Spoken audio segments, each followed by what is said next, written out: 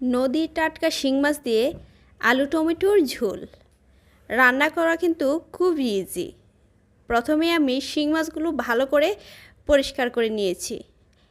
এবার রান্নার জন্য একটা পাতিল বসালাম, পরিমাণ মতো তেল দিয়েছি। এবার এখানে কিছু গোটা মশলা দিব। নিয়েছি হাফ চা চামচ কালো জিরা, 1 চা চামচ জিরা, 1 চা চামচ সরিষা দানা আর দুটো শুকনো মরিচ মাঝখান থেকে কেটে দিয়েছি। গোটা মশলাগুলো তেলের মধ্যে একটা ফ্লেভার ছড়িয়ে দিলে এখানে আমি 1 চা চামচ রসুন বাটা দিয়েছি। তারপরে দিয়ে দিলাম 4 চা চামচ পেঁয়াজ বাটা। পেঁয়াজ আর রসুনটা তেলের মধ্যে কিছু সময় ভেজে নিব, যাতে পেঁয়াজ রসুনের কাঁচা গন্ধটা চলে যায়। তারপরে এখানে দিয়ে দিব গুঁড়ো মশলা। গুঁড়ো মশলার মধ্যে নিয়েছি 1 চা চামচ হলুদের গুঁড়ো, 2 চা চামচ মরিচের গুঁড়ো আর 2 চামচ ধনে গুঁড়ো। সামান্য একটু পানি দিয়ে মশলাটা তেলের মধ্যে ভালো করে কষাবো। পরিমাণ মতো লবণ দিয়ে দিলাম। মশলাটা একটু ভাজা ভাজা হয়ে গেলে এখানে কেটে রাখা আলু দিয়েছি।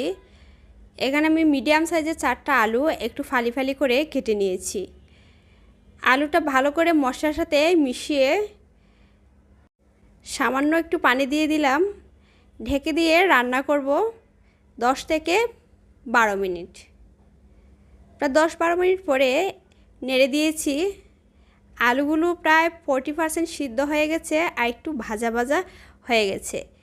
এবার এখানে আমি শিং মাছগুলো টুকরো করে দিয়ে দিব। এবার মাছ আর আলু একসাথে মশলার মধ্যে ভালো করে মিশিয়ে আরও কিছুক্ষণ রান্না করব। ঢেকে দিলাম 10 মিনিটের জন্য। 10 মিনিট পরে মাছ আর আলুটা একটু ভাজা ভাজা হয়ে গেছে আর মশলা থেকে পানি একদম শুকিয়ে গেছে। এবার এখানে ঝোলের জন্য পানি দিব। পরিমাণ মতো পানি দিয়ে দিলাম। এবার চুলার আঁচটা বাড়িয়ে দিব। চুলার আঁচটা বাড়িয়ে দিয়ে ঢেকে রান্না করব পানিটা বলক ওঠার জন্য। আর 2টা মিডিয়াম সাইজের টমেটো ফালি করে নিয়েছি, টমেটোটা দিয়ে দিলাম। ঢেকে দিব 10 মিনিটের জন্য।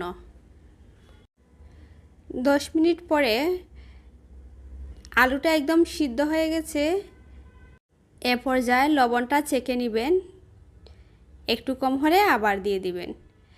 এবার 5-6টা কাঁচামরিচ ফালি করে দিয়ে দিলাম আর সামান্য ধনেপাতা কুচি দিয়েছি। ধনেপাতা আর কাঁচামরিচ দিয়ে আর 10 মিনিট মিডিয়াম আঁচে রান্না করেছি। 10 মিনিট পরেই রেডি হয়ে গেল শিং মাছের মজাদার ঝোল। এই অল্প মশলা আর তেলে শিং মাছের পাতলা ঝোল খেতে কিন্তু